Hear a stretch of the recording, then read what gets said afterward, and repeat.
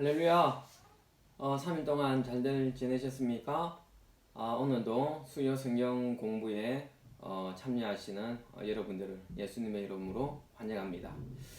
우리가 지난 주일날 설교 때는 기도에 대한 어떤 그런 설교를 나누었었는데, 어떻게 3일 동안 하나님과 잠잠히 대면하면서 하나님과 마음과 생각을 잘 나누고 계시는가요? 그렇게 하고 계시는 줄로 믿습니다.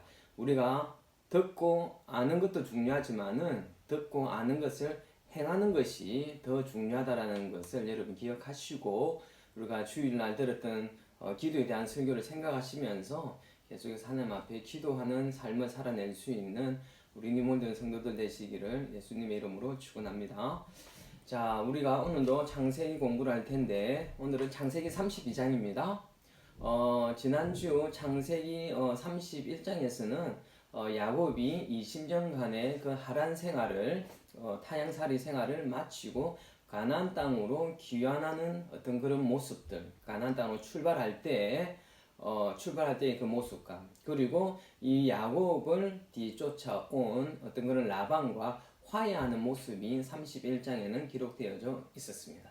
그리고 이어서 오늘 그 32장에서는 야곱이 과거에 형 에서를 속여서 장자권과 장자 축복권을 빼앗음으로 인하여서 에서가 분노의 칼을 갈고 있었지 않습니까? 이 분노의 칼을 갈고 있는 에서를 대면함에 있어서 그것으로 인하여서 두려움을 느꼈던 이 야곱이 인간적으로 자신이 할 수 있는 최선의 노력을 다하고, 그리고 다 한 후에도 그 두려움을 떨치지 못하여서 자신이 이 문제를 해결할 수 있는 분은 오직 하나님 한 분밖에 없다라는 것을 적시로 깨닫고 간절하게 하나님 앞에 기도하는 어떤 그런 모습, 씨름하듯이 기도하는 어떤 그런 야곱의 모습이 32장에 잘 기록되어져 있습니다.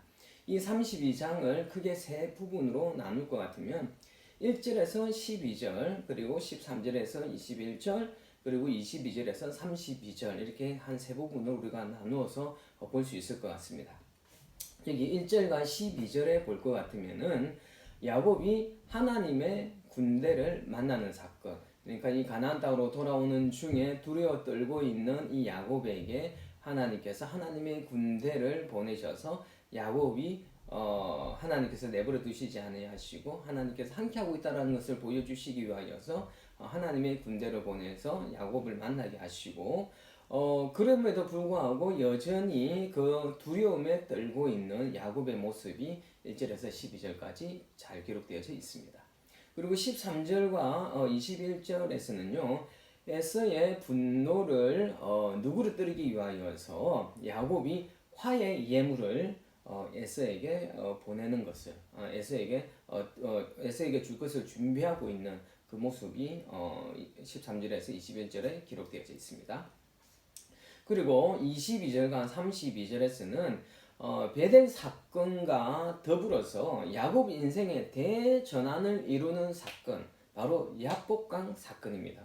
이 야복강가에서 야곱이 하나님과의 처절한 씨름, 이것은 기도를 보여주고 있는 상징적인 모습입니다. 기도를 통하여서 자기 중심적인 그 야곱이 하나님 중심적인 사람 이스라엘로 변화된 사실을 이 절에서는 기록하고 있습니다. 자, 그러면 우리가 하나씩 보도록 하겠습니다. 우선 오늘 1절에 보니까 뭐라고 나와 있느냐 하면은, 야곱이 길을 가는데 하나님의 사자들이 그를 만난지라.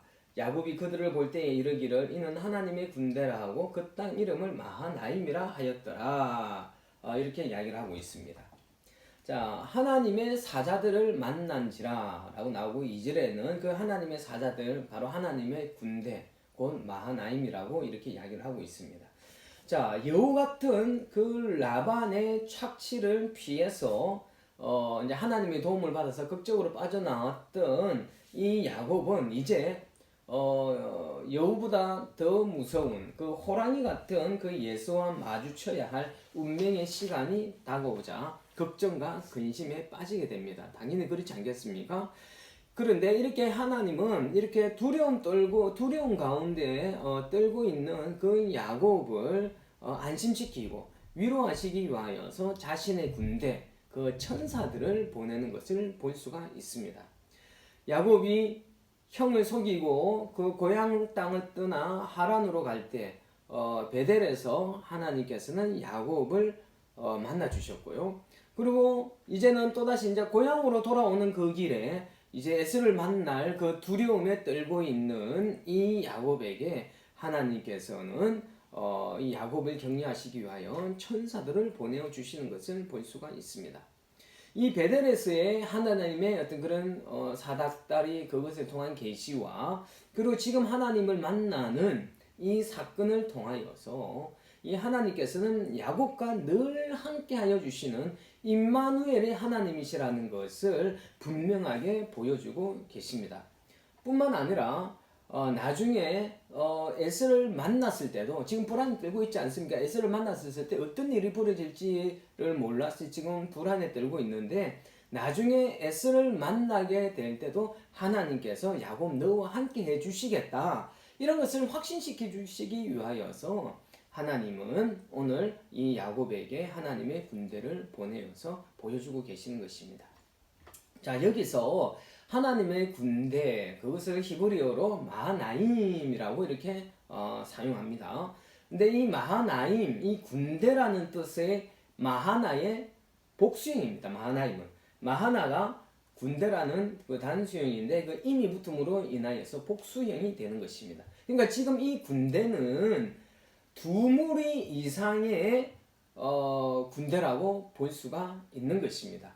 즉 이 천군 천사들은 야곱을 좌우 또는 전후 아니면 동서남북으로 이 야곱을 완벽하게 지켜주고 있는 군대다라는 것을 보여주고 있는 것입니다.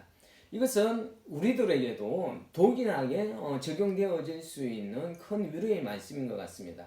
하나님은 야곱뿐만 아니라 자신을 사랑하는 그 백성들을 지키시기 위하여서 항상 임마누엘 하여 주십니다. 야곱이 하란에 갈 때도 그랬고 하란에서 고향으로 돌아올 때도 그랬던 것처럼 하나님은 야곱을 결코 떠나지 않으시고 함께하여 주시는 임마누엘의 하나님이셨는데 그 하나님이 바로 우리들에게도 여전히 우리와 늘 함께 하실 뿐만 아니라 하나님께서 야곱에게 천사들을 보내서 야곱을 지키고 계시는 것을 보여주셨던 것처럼 지금 우리가 살아가는 이 순간에도 사랑하는 하나님의 백성들은 동과 서와 남과 북 완벽하게 하나님의 천군 천사들을 보내서 하나님의 백성들을 지키고 계시다라는 그런 메시지로 우리가 취할 수 있었으면 좋겠습니다. 지금 우리의 눈에는 보이지 않지만 하나님의 천군 천사 불말 불병거가 우리를 지키고 보호하고 있으면 여러분 믿으셨으면 좋겠습니다. 여러분 열왕기 하에 볼 것 같으면은 그 엘리사가 아람 군대와 마주쳤을 때 어떤 일이 일어났습니까? 그의 엘리사의 종 게하시가 너무너무 두려워 떨고 있을 때 엘리사는 전혀 두려워하지 않습니다. 왜 그랬을까요? 엘리사는 하나님께서 아람 군대보다 훨씬 강력한 불말 불병거 하나님의 천사들이 그를 보호하고 있는 것을 이 엘리사는 보고 있었기 때문이었습니다. 그것을 보지 못하였던 그 게하시는 굉장히 두려워 떨고 있었거든요. 그래서 이 엘리사가 그 게하시의 영적인 눈을 뜨게 만들어주고 게하시도 그 엘리사와 그 자신을 둘러싸고 그들을 지키고 있는 불말 불병거 그 천사들을 보고서 안심하는 것을 우리는 잘 알고 있습니다. 여러분 이것은 엘리사나 야곱에게만 일어나는 일들이 절대로 아닙니다. 여러분 지금 이 시간에도 저와 여러분들에게 하나님께서는 하나님의 자신의 가장 강력한 군대를 하나님의 사랑하는 백성들을 지키시기 위하여서 우리에게 보내고 계시고 지금도 그 천사들을 통하여서 우리를 보호하고 계심을 여러분 믿으시기를 부탁드리겠습니다. 자 3절에 보니까요 이런 말이 나옵니다. 형 에서에게로 자기보다 앞서 사자들을 보내며 라는 그 구절이 나오는 것을 볼 수가 있습니다. 야곱은 하나님의 사자들을 만났습니다. 그리고 하나님께서 안심시켜 주신 어떤 그런 사건을 경험했지만은 그럼에도 불구하고 여전히 에서는 형 에서에 대한 야곱은 형 에서에 대한 과거의 허물로 인하여서 에서에 대한 두려움을 이기지 못하고 있는 그 두려워 떨고 있는 야곱의 모습을 보게 됩니다. 그가 왜 먼저 이 그 종들을 또는 뭐 사절이라 보면 되겠죠. 그 사절들을 에서에게 먼저 보냈을까요? 그것은요, 첫 번째로는 이 사절들을 통하여서 보내는 그 예물을 가지고서 에서의 한심을 사기 위한 어떤 그런 의도도 있다고 볼 수가 있고요. 두 번째로는 이것을 보고서, 이 예물을 보고서 이 에서가 어떻게 반응하는지 그거에 대하여서 한번 확인해 보기 위한 어떤 그런 의도로서 이 사절들을 예물과 함께 이미 아마 미리 앞서 보낸 것 같습니다.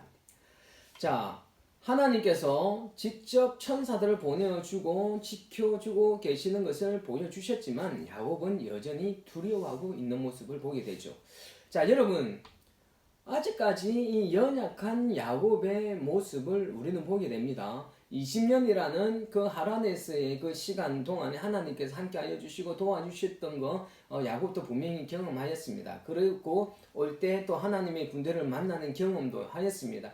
그럼에도 불구하고 그 두려움 앞에서 그 에서 앞에서 두려워 떨고 있는 야곱의 그 연약한 모습 참 안타까워 보이지만은 어쩌면은 이 야곱의 두려워 떨고 있는 이 모습이 어쩌면 우리들의 모습과 너무나 비슷하지 않은가 그런 생각을 해보게 됩니다. 우리들도 하나님께서 지켜주시겠다라는 그 약속들 우리가 얼마나 수없이 받고 있습니까? 우리가 성경을 통하여서 계속해서 하나님께서 내가 결코 너를 버리지도 아니하고 떠나지도 아니하겠다. 모세에게 함께하여 줬던 것 같이 여호수아와 함께하여 주었던 것 같이 아브라함과 이삭과 야곱에게 함께하여 주었던 것 같이 내가 너와 함께하고 내가 너를 결코 떠나지 아니하리라 라는 어떤 그런 약속의 말씀들을 우리가 수없이 받았지만은 그 약속을 믿지 못하여 어떻게 보면 인생의 위기 앞에서 그 두려웠던 때가 얼마나 많이 있습니까? 이 연약한 야곱의 모습이나 우리의 모습이 너무나 비슷한 것 같습니다. 여러분, 믿음은요, 하나님께서 하신 말씀을 믿는 것입니다. 보이지 않는 것을 보이는 것처럼 행동하는 것이 믿음입니다. 상황이 안 변할 것 같은 그런 상황 가운데에서도 하나님께서 지키시겠다고 보호하시겠다라고 말씀하셨으면 우리 그 약속을 이미 받았지 않습니까? 그 말씀을 믿고 의지하는 것이 바로 믿음이라는 것이에요. 믿음으로 사는 것은 여러분들 잘 아시겠지만 결코 쉽지가 않은 것 같습니다.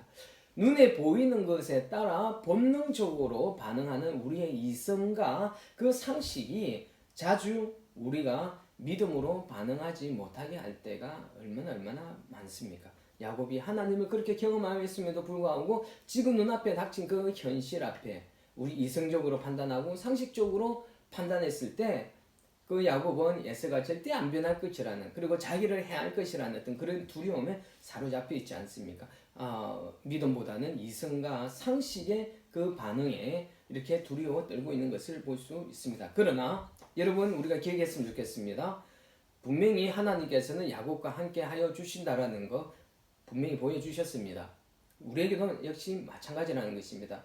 지금도 하나님께서는 저와 여러분들과 함께 하시고 우리들을 지키고 보호하여 주십니다. 그렇기 때문에 여러분 우리가 이성과 상식으로 눈에 하나님이 보이지 않는다고 하여서 하나님이 우리와 함께하고 계시지 않다라고 생각하기 이전에 우리의 눈에 보이지는 않을지라도 우리를 지키시고 보호하시겠다는 하나님의 약속의 말씀을 믿음으로 인하여서 우리가 위기의 시간 가운데 결코 두려워하고 떨지 않는 믿음의 반응을 하나님 앞에 보여드릴 수 있는 저와 여러분 되시기를 예수님의 이름으로 축복합니다. 자, 그리고 이 4절에 볼 것 같으면은 야곱이 그 20년간의 그 하란 생활을 통하여서 분명히 이 사람 인생 가운데서도 무언가가 변화가 일어난 것을 우리는 캐치를 할 수가 있습니다. 4절에 볼 것 같으면은요, 뭐라고 나와 있느냐 하면은 내 주 에서에게 이같이 말하라. 주의 종 야곱이 이렇게 이야기하고 있습니다. 뭐라고요? 내 주에서 그 다음에 주의 종 야곱 이렇게 표현하고 있습니다. 야곱은 에서를 과거처럼 이때 형이라고 부르지 않고 이 에서를 주라 이렇게 부르고 있습니다. 이러한 태도는 자신을 낮추고 이 에서를 높이는 것이지 않습니까? 이런 겸손의 태도는 결코 에서의 그 분노를 풀기 위한 립 서비스가 아니라 야곱은 진정으로 자신의 잘못을 참여하면서 어떠한 방법으로든지 형으로부터 용서를 구하고자 하는 어떤 그런 마음을 표현한 것이에요. 이건 립서비스가 아니었습니다. 정말로 이 20년간의 어떤 그런 시간을 통하여서 하란에서 라반에게 사기를 당하면서 속임을 당하면서 얼마나 아픈 시간을 보냈습니까? 그 아픔의 그 시간을 통하여서 이 야곱은 에서의 마음이 어떠했을지 이해하게 되었을 것입니다. 그리고 하나님과의 그 20년이라는 시간에 하나님과의 만남을 통하여서 자신의 과거의 모습이 얼마나 비겁하고 얄팍한 사람이었는지 그것을 깨닫고서 하나님 앞에 회개하지 않았겠습니까? 이제는 자신의 모습으로 야곱은 자신을 보는 것이 아니라 하나님의 눈으로 이 야곱 자신을 볼 수 있는 어느 정도의 변화가 일어나 있는 것을 우리는 볼 수가 있습니다. 20년의 타향살이와 라반을 통하여서 하나님은 야곱을 변화시켰습니다. 물론 아직 더 변해야 될 모습들이 많이 있습니다. 아직까지 변화되어야 될 모습들이 있지만 이 20년의 시간은 분명히 하나님께서는 야곱을 변화시켰음을 우리는 보아야만 할 것입니다. 야곱은 더 이상 에서와 다투는 경쟁자가 아닙니다. 또 형을 속이는 사기꾼, 협작꾼이 아닙니다. 현재의 야곱은요, 형에게 진심으로 참여하고 용서를 구하고자 하는 사람으로 변화되어져 있는 것입니다. 과거의 야곱이었다면 전혀 상상할 수 없는 모습이지 않겠습니까? 이런 변화가 왜 생겨날 수 있었겠습니까? 그 20년이라는 그 어려움의 그 고난의 시간을 통하여서 이 야곱은 그 고난 가운데서 하나님을 발견하고 그리고 하나님을 만남으로 인하여서 야곱에게 이런 변화가 일어날 수 있었던 것입니다. 야곱은요, 이제는 어려움의 시간을 통해서 하나님을 만났고 이제는 하나님의 시각으로 세상을 볼 줄 알게 되면서 야곱은 조금씩 변해가고 있는 것입니다. 사람이 한 번에 다 바뀌지는 않는 것 같습니다. 이 20년의 시간 동안은 이만큼 야곱은 변했지만 또 변해야 될 모습이 또 나타나지 않습니까? 아무튼 사람은 잘 변하지 않을 것 같다라고, 사람은 변하지 않는다라고 우리는 자주 말들 하곤 합니다. 그러나 하나님을 인격적으로 만나면, 하나님을 만나지 않으면 모르겠지만은 하나님을 인격적으로 만나고 경험하게 되면은요, 야곱이 변한 것처럼 사람들 변할 수 있다라는 것입니다. 우리들도 마찬가지입니다. 여러분, 다른 사람을 보면은, 그리고 우리 자신을 보아도 정작 변할 것 같지 않을 것 같습니다. 그러나 그런 사람들도 하나님을 만나고 변하는 것을 우리는 종종 목격하게 되지 않습니까? 그러므로 여러분, 다른 사람뿐만 아니라 우리 자신을 포함하여 사람의 변화에 대하여서 우리가 포기하지 않았으면 좋겠습니다. 때로는 저 사람은 절대 안 돼, 저 사람은 절대 변하지 않아 라고 그 사람에 대한 포기가 참 많이 있습니다. 그러면서 우리는 계속해서 그 사람을 정죄하고 우리가 지적할 때가 많은데, 여러분, 우리도 조금씩 변화되어져 가는 것처럼 우리가 정말 판단하고 정죄하는 사람, 변할 것 같지 않다라고 말하는 그 사람도 하나님을 만나게 되면 분명히 변화될 수 있다라는 그런 생각을 가졌으면 좋겠습니다. 여러분, 정말 변하지 않을 것 같은 아주 강팍한 사람이나 완악한 사람이나 어떤 그런 사람들, 그 사람들의 모습이 솔직히 어쩌면은 우리의 모습입니다. 우리가 그 사람들로부터 우리가 지적하는 그 모습, 그 지적하는 그것을 우리가 볼 수 있는 것은 우리 안에 그런 모습이 있기 때문에 우리가 지적하는 그 사람들의 변하지 않는 모습을 우리가 보고 있는 것이에요. 그래서 다른 사람을 지적질하기 전에, 다른 사람을 정죄하기 전에 먼저 하나님의 눈으로 우리의 자신의 모습을 바라보고 다른 사람을 정죄할 필요도 없고 우리 자신을 먼저 보면서 하나님 앞에 회개하면서 우리도 하나님 안에서 좀 변화되어져 갈 수 있는 사람들이 될 수 있었으면 좋겠습니다. 저와 여러분 변할 수 있습니다. 아직까지 야곱이 변해져야 될 모습이 있는 것처럼 변해왔지만 변화되어져야 할 모습이 있는 것처럼 우리도 변화되어져 왔습니다. 조금씩 분명히 변화되어져 왔습니다. 그러나 여전히 변화되어져야 할 모습들이 있습니다. 이 변화되어져야 할 그 모습들은 우리가 하나님을 계속해서 만나게 될 때 반드시 변화될 수 있을 줄로 믿습니다. 자, 여러분 5절에 볼 것 같으면은요. 내게 소와 나귀와 양떼와 노비가 있으므로 라는 어떤 구절이 나옵니다. 이것은요, 그 야곱이 사절단을 통하여서 보낼 때 그 사절단에게 에서에게 이런 말을 전해라 라고 이야기했던 것입니다. 자, 왜 야곱은 이 사절단을 통하여서 이 말을 전달하려고 하는 것일 것 같습니까? 그 이유는 에서에게 부친의 그 이삭, 그 부친의 그 재산 상속권에 대하여서 이 야곱은 관심이 없다라는 것을 에서에게 알려주고 싶은 것입니다. 왜 그렇습니까? 이 장자권을 갖다가 뭐 했습니까? 이 야곱이 도둑질했지 않습니까? 이 장자권에는 바로 부모의 그 재산 상속에 깊은 연관이 있는 것이지 않습니까? 그런데 이렇게 소와 나귀와 양떼가 있다라는 것을 아는 것은 내가 이렇게 많은 것들이 있기 때문에 아버지에게서 물려받을 그 재산에는 나는 전혀 관심이 없다라는 것을 이렇게 에서에게 미리 알리고자 하는 것입니다. 즉 에서에게 형님, 당신은 물질적 피해를 전혀 입지 않을 것입니다. 나로 인하여서 그 아버지의 어떤 그런 재산으로부터 손해볼 일이 없을 겁니다. 라는 것을 알려주기 위하여서 사절단에게 이 말을 하도록 이야기를 하고 있었던 것입니다. 그리고 그 다음에 뭐라고 이야기를 합니까? 은혜 받기를 원하나이다 라고 전해달라고 이야기를 합니다. 자, 은혜 받기를 원하나이다. 무엇입니까? 지난날에 자신의 잘못을 인정하고 그 용서를 구하는 것을 우리는 볼 수가 있는 것입니다. 진심 어린 용서를 구하고 있습니다. 그렇습니다. 여러분, 야곱은 분명히 하나님 앞에서 자신이 형을 속이고 탐욕을 채운 자신의 행위에 대하여서 야곱은 분명히 하나님께 회개했을 것입니다. 이 20년이라는 그 시간에 그 에스의 라반으로부터 속임을 당하면서 자신이 아파하면서 형의 어떤 그 마음을 이해하게 되었을 것이고, 그때 이 야곱은 그 에스에게 그 끼쳤던 그 마음 상함, 그 자신의 행동에 대하여서 미안해할 뿐만 아니라 분명히 하나님 앞에 이것에 대하여서 회개를 했을 것입니다. 그러나 여러분, 진짜 회개는요, 진정한 회개는요, 사람에게 죄를 지었어요. 하나님에게만 죄를 지었으면, 내 마음적으로든 나 영적으로 내가 하나님 앞에 범한 죄악이 있으면 하나님께 회개하면 그것으로 끝이 날 수가 있습니다. 그러나 내가 한 잘못된 행동으로 인하여서, 죄된 행동으로 인하여서 다른 사람을 곤란하게 하고 다른 사람을 힘들게 하였다라면은 그에 대한 회개는 하나님께만 회개하는 것으로 끝내서는 안 된다라는 것입니다. 바로 하나님께 회개할 뿐만 아니라 우리가 잘못을 범한 그 사람에게 찾아가서 진심으로 사죄하고 용서를 구하는 행동이 있을 때 그것이 진짜 회개하는 것이라고 우리는 말할 수 있을 것 같습니다.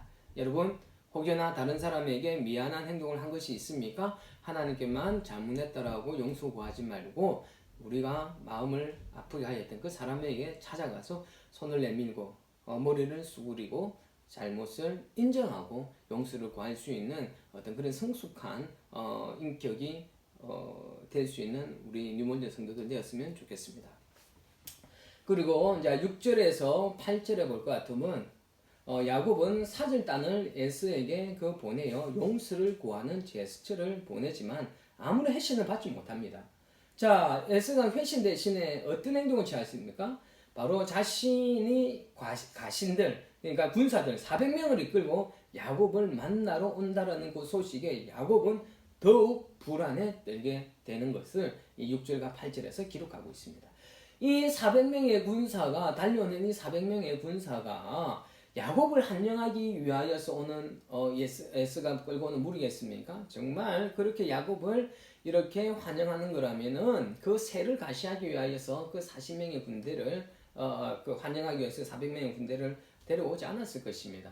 아마 한 몇 명의 어떤 그런 식솔들을 데리고 와서 야곱을 반갑게 환영할 수 있을 텐데 400명의 군사들을 데리고 오는 것을 보았을 때 이때까지는 아마도 에스의 마음은 이놈 잘 왔다. 이제 한번 맛 좀 봐라. 라는 어떤 그런 분노에 찬 마음으로 달려오고 있지 않았을까. 그런 생각이 되어집니다. 야곱도 그래서 이 400명의 군사들이 온다는 것에 너무 두려워서 벌벌 떨지 않습니까? 실제로 뭐라고 나옵니까? 야곱이 심히 두렵고 답답하여 라는 구절을 보았을 때 야곱이 얼마나 이렇게 두려워하고 있는지를 볼 수가 있습니다.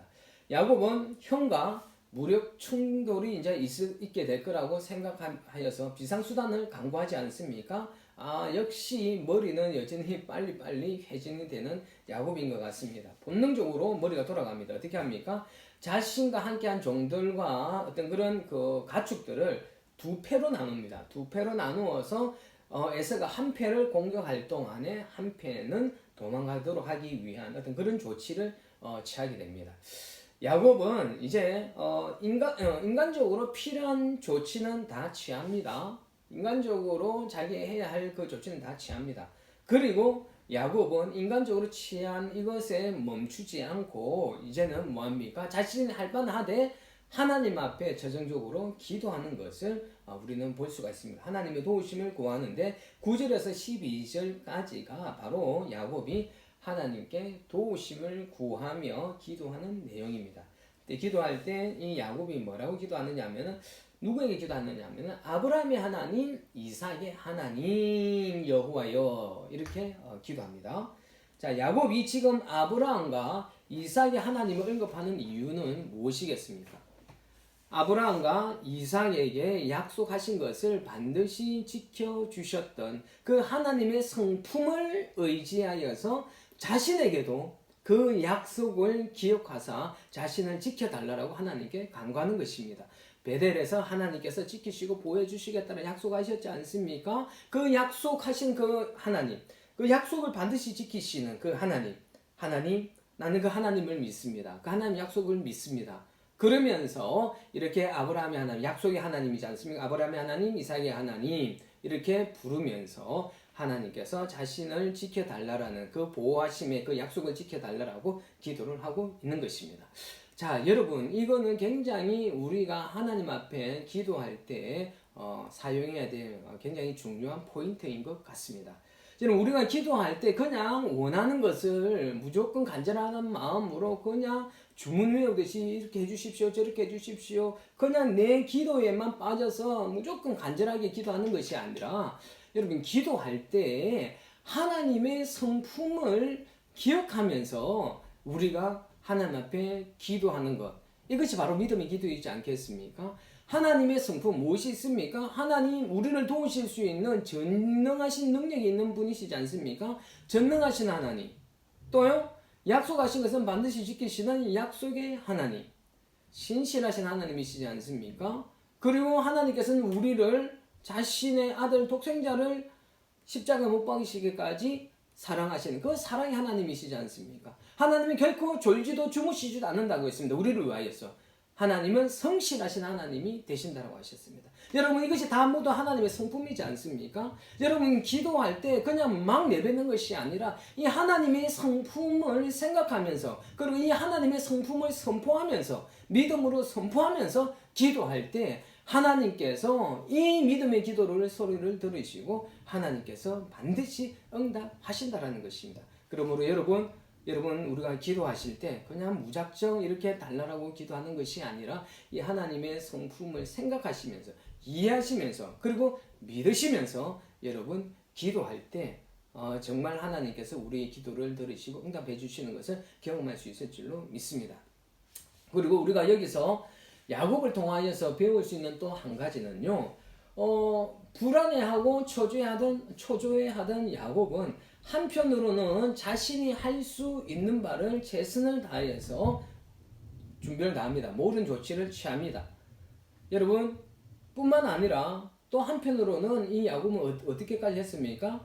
자신이 할 수 있는 그 조치를 다 취하고 난 뒤에 뭐합니까? 하나님의 도우심도 구하는 것을 볼 수가 있습니다. 여러분, 우리가 어려운 문제에 부닥치게 될 때 하나님께 기도하면서 우리 자신의 일을 해야만 하는 것입니다. 하나님께서 믿음으로, 하나님께서 내 일을 해결해 주실까라는 어떤 그런 믿음으로 기도만 하고 우리가 아무것도 하지 않는 것이나, 또는 반대로 우리 스스로 할 수 있다는 생각에, 하나님 없이도 우리 스스로 할 수 있다라는 어떤 그런 교만한 생각에 하나님의 도우심을 전혀 구하지 않고 자기가 혼자 다 하는 것, 이거 둘 다 잘못된 것입니다. 여러분, 밸런스를 잘 맞춰야만 하는 것입니다. 여러분, 기도하면서 행동하셔야 되고요, 행동하시면서 기도하는 어떤 그런 균형 잡힌 하나님의 사람들이 될 수 있었으면 좋겠습니다. 그리고 13절에 볼 것 같으면은요, 이제 이 야곱이 형 에스를 위하여서 예물을 택하니라고 이렇게 나오는 구절이 있지 않습니까? 여러분, 야곱은 자신의 소유 가운데에서 형 에스에게 바칠 상당량의 예물을 따로 챙겨 놓습니다. 자, 여기서 사용된 그 예물이라는 이 단어는요, 히브리어로 민하라고 사용하고 있습니다. 이 단어는요, 친밀감과 존경을 표시하는 예물, 이럴 때 이 민하라는 단어를 사용하게 됩니다. 또한 제공자가 그 예물을 받는 대상자에게 종속되어져 있음을 인정하여 드리는 공물, 이럴 때도 이 단어를 사용합니다. 자, 이것을 선물로 받아들이든지 또는 자신의 종속되어져 있다라고 생각하면서 받아들이는 공물로 생각하든지, 그것은 바로 이제 에서에게 달려져 있겠죠. 에서의 몫이겠죠, 그렇죠? 어느 쪽으로 받아들여질지라도 야곱은 이것을 통하여서 야곱을 향한 에서의 노여움을 풀기 위한 화해의 제스처를 이 예물을 통하여서 보여주고 있습니다. 야곱이 그 바친 예물의 목록이 이제 15절에서 15절까지, 14절에서 15절까지 쭉 이렇게 나열되어져 있지 않습니까? 이 가축을 모두 다 합하면은요, 그 짐승이 무려 550마리나 되는 것을 볼 수가 있습니다.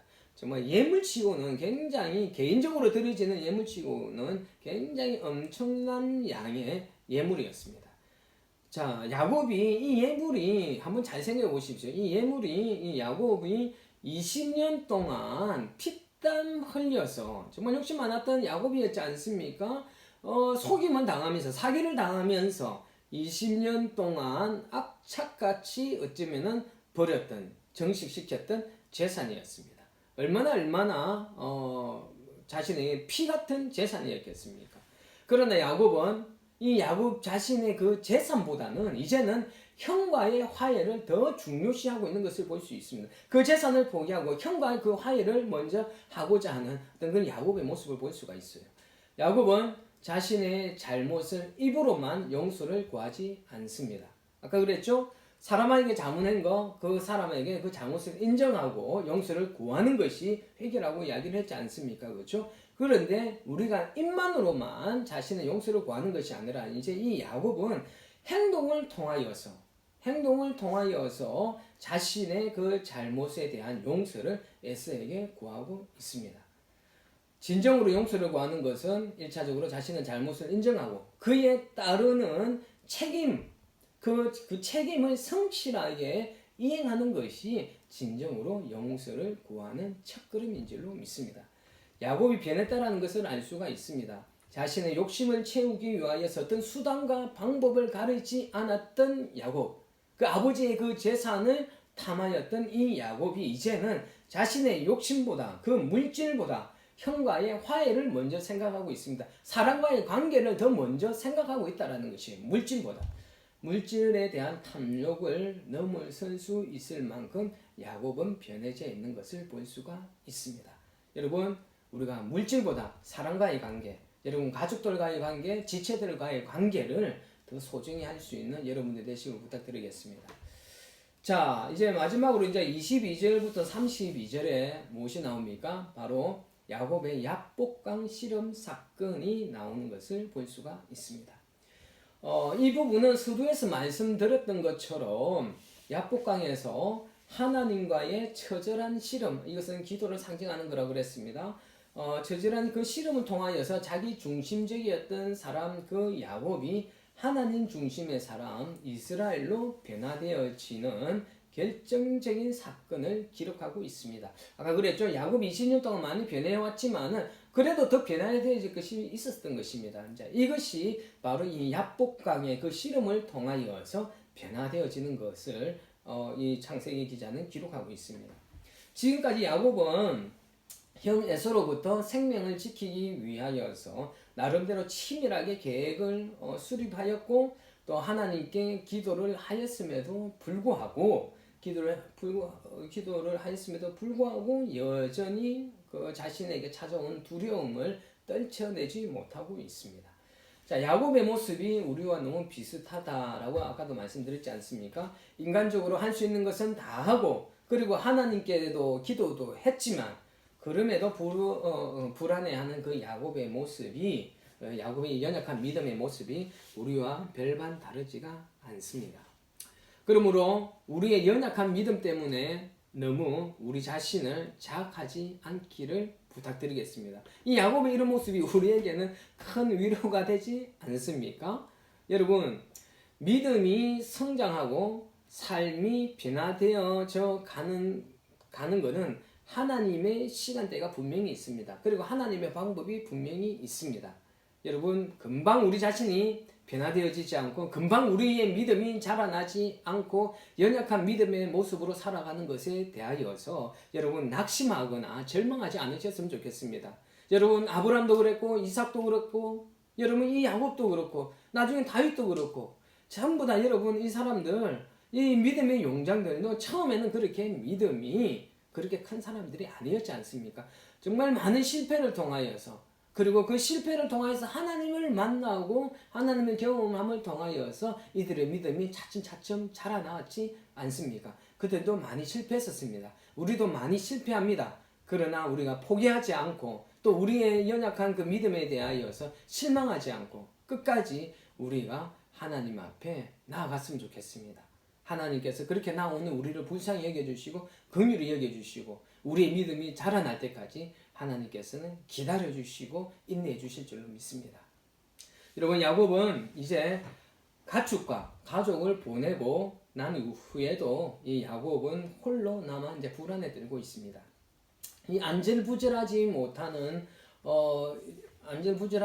가운데 있을 때 누군가가 찾아옵니다. 그렇죠? 24절을 볼까요? 24절을 보니까 어떤 사람이 날이 새도록 야곱과 씨름하다가 라는 구절이 나오는 것을 볼 수가 있습니다. 뜬금없이 이런 구절이 나오는 것 같은데 이 표현은요 야곱이 어떤 사람과 씨름을 한 것이 아니라 어떤 사람이 야곱과 씨름을 했다라는 의미잖아요.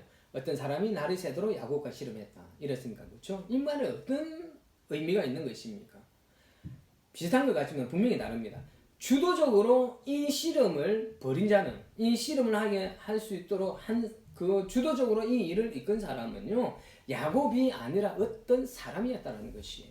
이 어떤 사람은 홀로 남아 두려워 떨고 있는 야곱을 위하여서 하나님께서 인간의 몸을 입으시고 이렇게 야곱에게 나타나셔서 이 야곱을 붙들고 있다는 것을 우리는 보아야만 하는 것입니다. 즉 하나님께서 불안해하고 있는 이 야곱을 만나시기 위하여 친히 내려오십니다. 하나님이 먼저 야곱에게 찾아오시는 것이에요. 야곱은 인간 에서와의 사이에서 생겨난 문제로 인하여서 지금 고민하고 있습니다. 아주 어찌 보면은 하나님은 야곱이 에서와 만난 그와의 관계를 에서와의 관계를 먼저 바로잡기 전에 그보다 선행되어야 할 것이 있음을 하나님께서는 말씀하려고 하시는 것 같아요. 뭡니까? 인간관계보다 앞서 중요한 것은 인간관계 회복보다 앞서 더 중요한 것은 하나님과의 관계를 바로잡는 것이 이 우선인 것을 하나님은 오늘 이 야곱에게 먼저 찾아와서 씨름하는 것 바로 야곱에게 기도할 수 있도록 만드는 것, 그것을 우리는 보아야만 하는 것입니다. 하나님은 의도적으로 야곱과 싸워 주십니다. 의도적으로 싸움을 거십니다. 이 싸움을 건다라는 것은 어떤 의미가 있겠습니까? 바로 야곱으로 하여금 기도하게끔 하나님께서 하셨다라는 그런 행동으로 우리가 해석을 해야만 할 것 같습니다. 즉 이 장면은 바로 하나님께서 야곱과 인격적으로 만나주고 계시는 것을 상징적으로 보여주고 있는 것이에요. 이 씨름은 진짜 씨름이 아닙니다. 진짜 씨름이 아니라 야곱이 하나님께 처절하게 기도하는 것을 상징적으로 보여주고 있는 장면입니다. 우리가 지난주에 설교에 말씀드렸듯이 하나님을 인격적으로 만나는 통로가 뭐라 그랬습니까? 바로 기도라고 말씀드렸었습니다. 이 불안해하고 있는 이 야곱에게 하나님은 이 땅 가운데 인간의 몸을 입고 임하여 주셔서 이 야곱의 마음을 움직여서 하나님께 무릎 꿇게 하고 기도하게 하고 있는 것입니다. 그리고 그 기도를 통하여서 하나님은 야곱을 만나주고 계신 것입니다. 이 기도를 통하여 야곱은 하나님과의 관계가 새롭게 세워져 가고 있습니다. 20년간의 그 시간 속에서 하나님은 야곱을 지켜주시고 야곱 함께 해주셨습니다. 그러나 야곱은 하나님과 이렇게 과격하게 하나님을 직접적으로 대면하여서 만나지는 못했던 것 같습니다. 그러나 분명하게 하나님과 만나는 이 인격적인 경험이 이 야곱의 믿음에 살면서 획기적인 변화를 일으키는 사건이 되고 있는 것입니다. 여러분, 우리에게도 야곱과 같은 하나님과의 깊은 인격적인 만남이 있을 수 있는 그 기도를 할 수 있기를 부탁드리겠습니다. 대충 기도하는 것이 아니라, 물론 우리의 일상생활 가운데에서 걸어가면서도 기도할 수 있습니다. 밥 먹으면서도 기도할 수 있고 일하면서도 기도할 수 있습니다. 그것이 바로 우리의 일상의 기도, 하나님과 인격적으로 만나는 기도가 될 수도 있습니다. 그러나 특별하게 어떤 장소와 어떤 그런 시간을 구별하여서 간절하게 정말 이 씨름하는 듯이 굉장한 어떤 그런 이 씨름은 간절함을 표현하고 있는 것입니다. 정말 어떤 그런 간절함을 가지고서 하나님과 대면하기 위하여 몸부림치는 어떤 그런 기도도 우리가 할 필요가 있다는 것이에요. 또한 여기서 우리가 깨닫는 것은 사람들과의 어떤 그런 인간관계가 풀어지는 것은 하나님과의 관계가 바로 풀어질 때 인간들과의 관계도 풀어질 수 있다는 것을 우리는 깨달아야 합니다. 우리가 하나님 안에서 변화가 되면은 사람들을 바라보는 시각도 분명히 바뀌어지게 되어져 있습니다. 우리의 눈으로 보는 것이 아니라 하나님의 시각으로 사람들을 바라볼 수 있게 되는 것이고 상황을 바라볼 수 있게 되는 것입니다. 그러므로 여러분, 우리가 인생을 살아가다가 사람들과 부대끼게 되는 어떤 그런 상황이 생겼을 때 여러분, 이 관계의 문제를 빨리 풀려고 하기보다는 먼저 하나님과의 관계를 먼저 회복하십시오.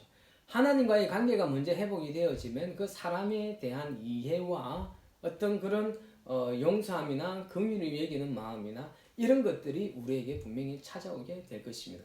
그렇지 않고 우리가 인간적으로만 계속해서 우리가 갈등의 관계에 있는 사람을 보게 될 것 같으면은 그 사람을 향한 미움과 정오가 결코 멈춰지지 않습니다. 그러나 이 야곱처럼 또 하나님과 깊은 어떤 그런 씨름을 통하여서, 기도의 씨름을 통하여서 하나님을 만나게 되면 하나님의 시선으로 그 사람과 상황을 바라보게 될 수 있기 때문에 상황을 바꾸고 갈 수도 있고 사람과의 관계도 바뀌어질 수 있다는 것입니다. 여러분, 그렇기 때문에 사람과의 관계를 회복하기 이전에 먼저 하나님 앞에 무릎 꿇고 하나님과 깊은 영적인 관계를 회복할 수 있기를 부탁드리겠습니다. 하나님과의 회복이 사람과의 회복을 인도하십니다. 자, 25절을 볼 것 같으면은 야곱이 이기지 못함을 보고 그가 야곱의 간절을 침해 야곱의 허벅지 간절이 그 사람과 씨름할 때 어긋났더라 라는 말씀이 나옵니다. 이 싸움은 야곱이 처절하게 기도하는 그 모습을 상징적으로 보여준다라고 말씀드렸습니다. 그가 기도하면서 하나님과 깊은 만남을 가지고 있는 것이에요. 이때 하나님은 야곱의 허벅지 관절을 쳐서 뼈가 어긋나게 하셨다라고 하지요. 이 모습은 우리가 좀 잘 해석할 필요가 있을 것 같습니다. 우선 이 허벅지 관절은요, 우리 예전에 어떤 그 성경에서는요, 뭐라 그랬습니까? 환도뼈라고 이야기를 하였죠, 그렇죠? 이 허벅지 관절뼈, 이 환도뼈는 인간의 몸의 중심을 지탱하고 바로 세우는 역할을 하는 뼈입니다. 그건 바로 뭐냐? 사람의 힘과 어떤 그런 생명을 상징하고 있는 것이 바로 이 허벅지 관절 뼈입니다. 하나님께서 야곱의 이 뼈를 어긋나게 하셨다라는 것은 바로 지금까지 야곱 자신이 자신의 머리와 힘만 믿고 살아온 야곱을 이 완전히 꺾음을 통하여서 이 인간의 무기력함과 연약함을 깨닫게 하고 앞으로는 오직 전능하신 하나님만을 의뢰하도록 하기 위하여서 야곱의 허벅지 관절뼈를 꺾으셨던 것입니다. 바로 이것은요, 이제 이 야곱이 자신의 스스로 살아왔던 스스로 힘으로 살아왔던 어떤 그런 인생, 이제 그런 인생에서 이제는 자신을 의지하지 않고 온전히 하나님만 의지하도록 만드시는 어떤 그런 하나님의 역사였다라고 우리는 보아야만 한 것입니다. 그러므로 이 야곱은 이제는 자신이 중심이 아니라 하나님 중심으로 살아가야 할 것을 하나님께서 가르쳐 주고 계십니다. 이 뼈가 위골되었다라는 것은 하나님께서 쳤었다라는 것은 바로 이런 모습이지 않을까요? 밤새도록 야곱이 무릎 꿇고 간절히 기도하다가 이 뼈가 어긋난 것으로 보는 것이 맞지 않을까 그런 생각이 듭니다. 하나님께서 진짜 야곱과 씨름하여서 야곱을 이기지 못할 것 같아서 그 환도뼈를 이렇게 치신 것이 아니라 바로 이 환도뼈가 꺾여질 때까지, 그러니까 이 자신의 어떤 그런 사고의 중심에서 하나님 중심의 그 사고로 또는 그 사람으로 변화되어지기까지 간절히 기도하다가 이 무릎의 이 관절의 그 뼈가 위골될 때까지 그렇게 간절하게 기도한 야곱의 모습이지 않을까, 우리가 그렇게 해석하는 것이 좋을 거라고 저는 생각이 되었습니다. 이 기도로 인하여서 야곱은 변하게 되는 것입니다. 하나님을 처절하게 만나고 나서 하나님과의 과격한 만남을 통하여서 이 야곱은 변화가 일어나기 시작했던 것입니다. 우리는 이 야복 강가의 그 기도를 우리가 주로 뒤에 나오는 내게 축복하지 아니하면은 가게 하지 아니하겠나이다 에 집중하여서 야곱이 간절히 기도하여 자신의 소원을 이루는 것, 소원을 이루었던 것, 이것만 집중해서 보려고 할 때가 참 많이 있습니다. 물론 하나님은 이 야곱의 어떤 그런 간절한 소원, 그리고 우리의 간절한 소원 분명히 들어주시는 하나님이십니다. 그러나 이 사건의 핵심은요, 야곱의 간절한 기도도 있지만 이 간절함에는 어떤 간절함이 있느냐, 바로 야곱 자신의 변화에 대한 간절함, 이것이 있었다라는 것을 우리는 먼저 좀 알았으면 좋겠습니다. 야곱이 하나님 앞에서 처절하게 기도하면서 하나님과 인격적으로 만나게 되고 그 결과 자기 중심의 사람에서 하나님의 중심의 사람, 하나님을 믿고 의지하는 하나님의 사람으로 변화되어지는 것을 우리는 보아야만 한다는 것이에요. 그래서 하나님께서는 28절에서 야곱을 뭐라고 이름을 바꿔주십니까? 이스라엘이라고 이름을 바꿔주십니다. 이것은 이 야곱이 이름만 그냥 바뀌어진 것이 아니라는 것이에요. 야곱의 그 삶과 그 신앙의 획기적인 변화가 일어났다라는 것을 말하고 있는 것입니다. 사기꾼 야곱에서 이스라엘로 변합니다. 이 이스라엘이라는 뜻은 그 성경에 나와 있듯이 하나님과 겨루어 이겼다라는 뜻으로 이렇게 나와 있습니다. 그렇죠? 그러나 이 의미보다는요, 하나님과 씨름하는 자라는 그 뜻으로 바라보는 것이 더 정확할 것 같습니다. 어떻게 사람이 하나님을 이길 수가 있겠습니까? 야곱이 하나님을 이긴 것이 아니라 하나님께서 이 야곱의 간절한 기도를 보시고 인정하셨다, 이렇게 해석하는 것이 맞지 않을까요? 어떻게 사람이 하나님을 이기려고 하고 있고, 그래서 우리가 보통 이 야곱의 어떤 그런 기도를 무조건 자신의 그 소원하는 것을 이루기 위하여서 간절하게 기도하면은 하나님께서 자신의 뜻을 돌이켜서 우리의 소원을 들어주신다. 이것은 우리가 좀 올바른 어떤 그 기도에 대한 해석이 아닌 것 같습니다. 여러분, 이 안에는 야곱의 어떤 그런 간절함의 어떤 그런 것도 있지만 이 간절함의 그 근원은 야곱이 변화되어지지 않았던 그 자신의 어떤 그런 삶의 어떤 그런 모습들과 어떤 그 자신의 모습이 정말 하나님 중심의 사람으로 변화되기를 원하는 어떤 그런 간절함으로 우리가 바라보는 것이 더 옳지 않을까요? 여러분, 그래서 이 기도는 정말 우리가 원하는 것을 무조건 간절하기 위하여서 받아내는 어떤 그런 것이 아니라, 진짜 이 기도의 중요한 핵심 중에 하나는 기도로 하나님의 뜻을 꺾는 것이 아니라 기도를 통하여서 내가 변화되어지는 것입니다. 하나님을 변화시켜서 내 뜻을 이루는 것이 아니라 이 하나님의 뜻에 맞추어서 내가 변화되어져 가는 것, 이것이 바로 우리의 기도의 핵심이 될 수 있었으면 좋겠습니다. 여러분, 이 부분에 대해서는 다음에 우리가 주일날 설교 때 시리즈로 설교할 때 그때 다시 더 말씀드리도록 하겠습니다. 자, 기도는 우리가 원하는 것을 무조건 받아내는 도구가 아니고 내가 변하는 것이 핵심입니다. 아무튼 이 야곱의 기도를 통하여서 자기가 소원하는 것을 이루는 것에 우리가 집중하기보다는 야곱이 기도를 통하여서 하나님을 깊이 만나고 야곱의 신앙과 삶에 특별한 변화가 일어나기 시작했다는 것을 우리가 주목해서 보았으면 좋겠습니다.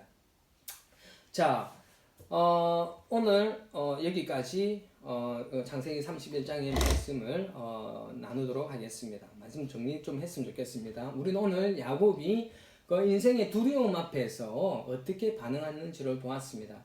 하나님을 만났고 하나님을 경험했음에도 불구하고 그 두려운 현실이 또다시 찾아왔었을 때 염려하고 걱정해하는 어떤 그런 야곱의 모습, 어쩌면은 우리가 이렇게 야곱처럼 반응하면서 살아갈 때가 많습니다. 두려움 앞에서, 그러나 여러분, 야곱도 그랬지 않습니까? 두려움 앞에서 뭐 했습니까? 기도했습니다. 두려워 떨어서 그 문제를 해결하기 위하여서 자신의 어떤 할 수 있는 방법만 취한 것이 아니라 자신의 할 도리는 다 하면서도 하나님 앞에 간절하게 기도하였던 이 야곱의 모습을 우리가 좀 볼 수 있었으면 좋겠습니다. 그리고 하나님은 이 야곱과 어떻게 하셨다고요? 임마누엘 하셨다라고 분명히 말씀하십니다.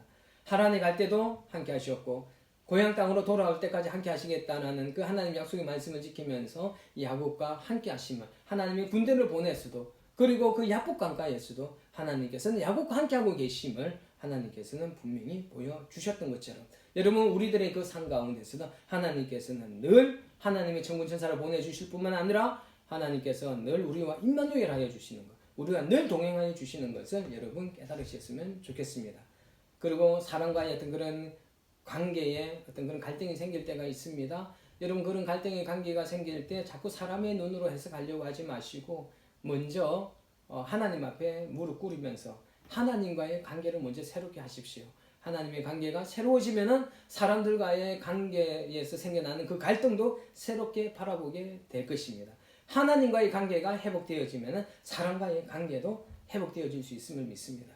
그리고 마지막으로 야곱이 기도를 통하여서 자신의 소원을 이루기 위하여서 그렇게 기도한 것보다는 우리가 그 기도를, 야곱의 기도를 통하여서 이 기도는 하나님을 변화시키는 것이 아니라 우리를 변화시키는 어떤 그런 기도라는 것, 그리고 정말 하나님 앞에 인격적으로 만나고 경험하기 위하여서 기도의 씨름을 할 수 있었으면 좋겠습니다.